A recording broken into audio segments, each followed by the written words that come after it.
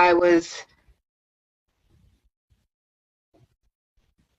on an order for Joe Biden. I was taken to somewhere where there were there was an orgy party. There was a contest going on. There's a certain part that has a shrine where I was taken. I was taken and told that I had to give a blowjob to uh, Biden. Um, So Joe Biden was there at this shrine. mhm. I'll introduce what I know about you, and then you can get further into it. So you were a child that was by your own mother given up to authorities for sexual acts. Yes. My bio mother was always involved and dated the authority that was around me, whether that was a principal, a campus security guard, a doctor of mine, someone on a child protective services case, and that includes a chief of police that was coming into my room at night when I was 13, 14. So How it young was were you when this started? CPS reports say that I was 3 months old. Um, I remember as far back as to when I was 4, the first time that I was in shock from something that happened to me, the first time that um, it was just too much for me to handle. Um, and at that time, I didn't know it was so many. It was so much that was already in the family, and I was always told, what happens in the family stays in the family. We were always taken away from certain people if we talked too much. So there were so many things going on within the home from her and other people in the family doing so many illegal things, um, besides doing things to their own children. So uh, it was something that I always felt there's something wrong, but I was always told it was normal what was going on.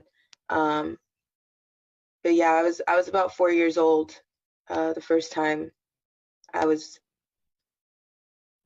assaulted, raped.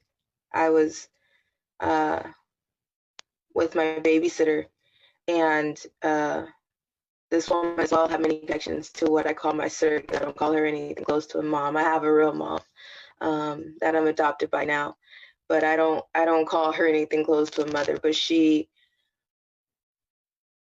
um, she was involved in many ways. I was with a babysitter that kept trying to take me into a room, that kept trying to get me to lay down with her boyfriend.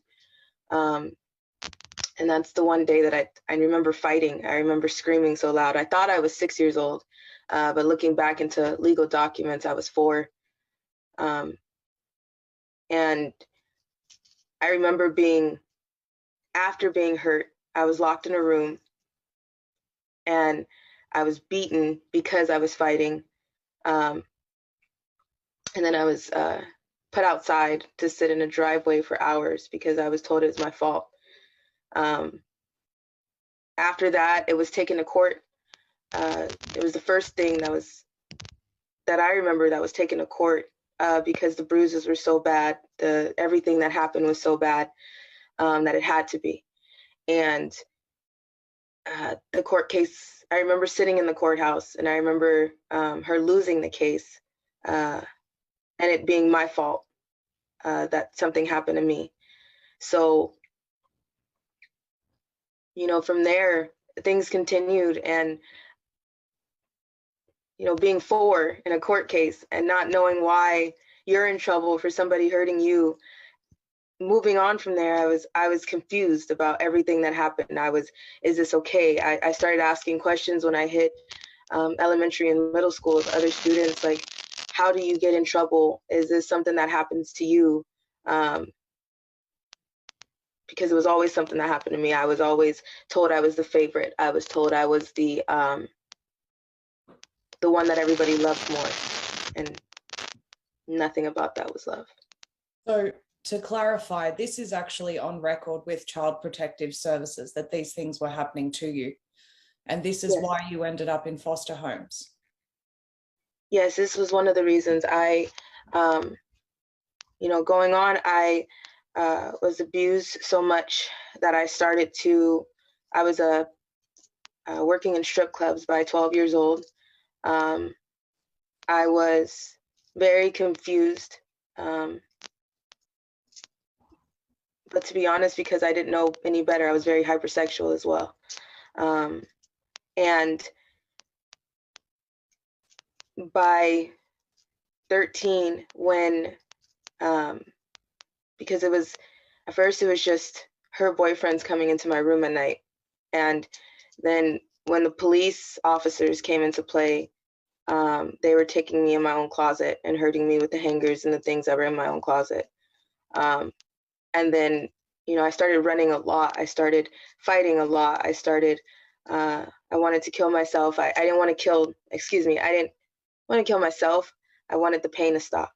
So I tried everything because it was always my fault. It was always something that I did. It was always, they loved me more. And this was something that I deserved.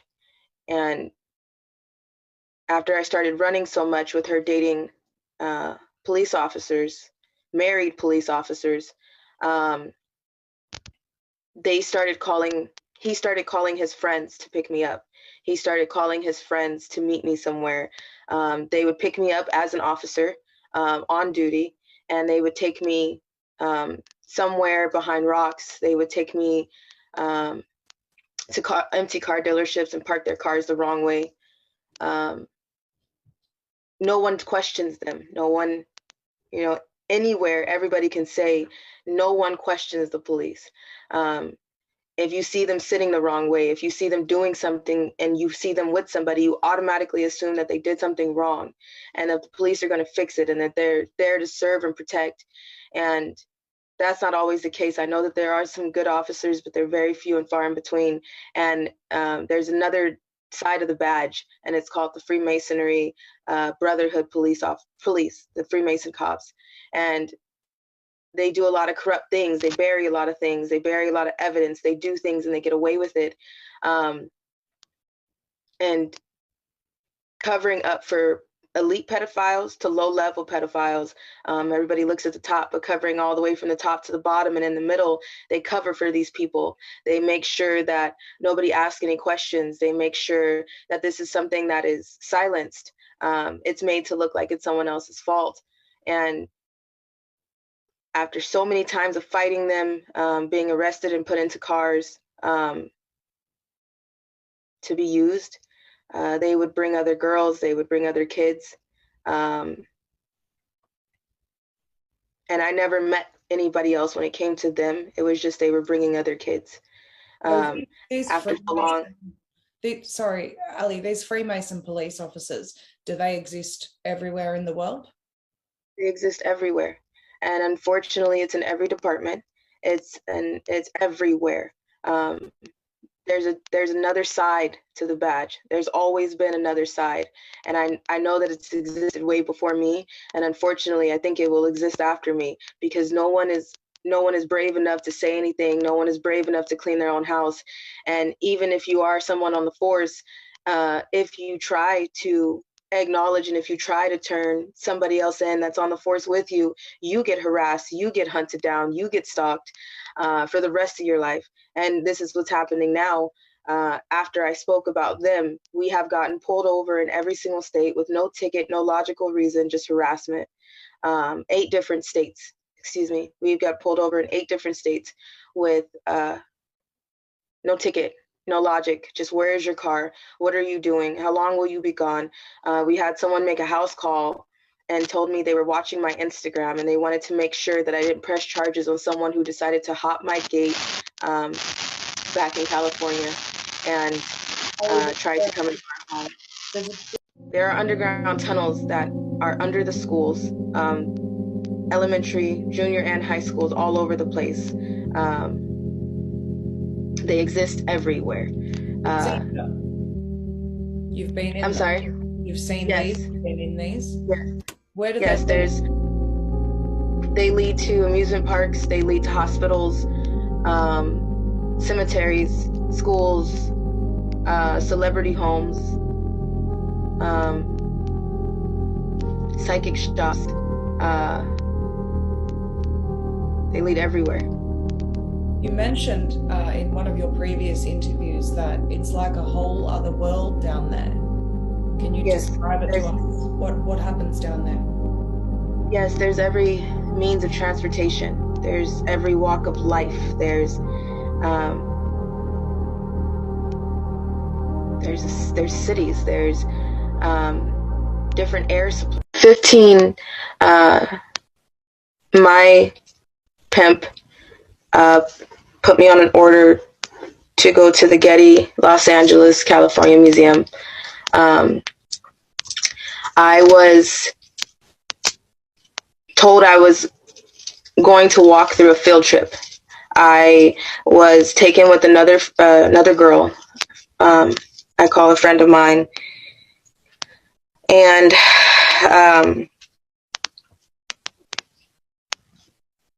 we were put in dresses and sandals. We were taken in a sports car. We're not taken in a sports car. We pulled up to the museum in a sports car. We were told that we were trying to give a different appearance. So we were walking through, I remember walking through kids. I remember walking in and seeing school buses. I remember walking in and seeing children and chaperones through the museum. And I remember people staring at us as if we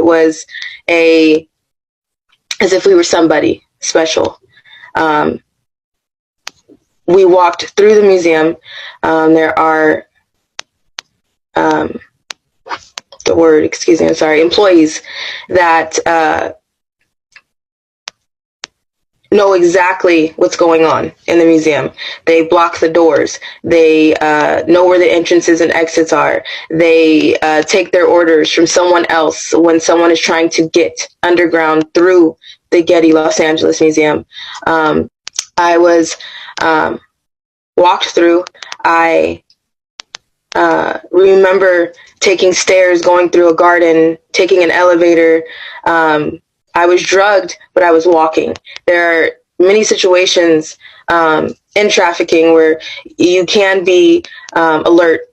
Some of my pimps did not let me see where I was going. Sometimes I was so drugged that I was carried into a job, dressed, and then placed in a room and waiting for my order because I couldn't move myself.